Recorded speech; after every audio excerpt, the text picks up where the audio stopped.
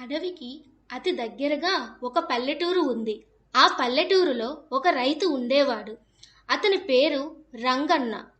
ఒకరోజు రంగన్న సాయంత్రం చెట్టు కింద కూర్చొని చేతిలో అరటిపండు పట్టుకొని ఉన్నాడు.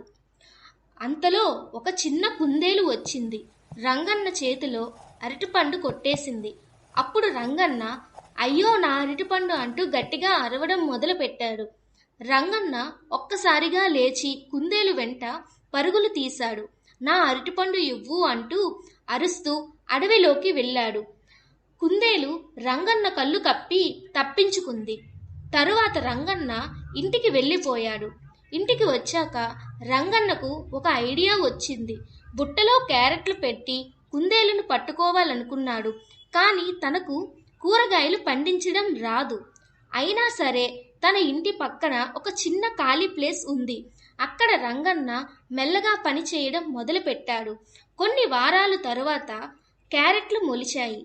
అడవిలో కుందేలు తన ముక్కుతో గాలి పీల్చి క్యారెట్ల వాసన పట్టుకుంది.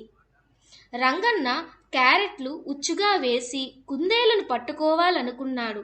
కుందేలు తన బదులు ఒక ఉడతను పంపిస్తుంది ఆ క్యారెట్లు తీసుకురమ్మని.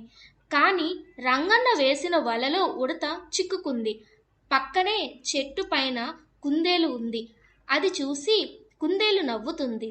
తరువాత రంగన్నకు ఒక ఆకుపై మట్టితో రాసిన లేఖ కనిపిస్తుంది.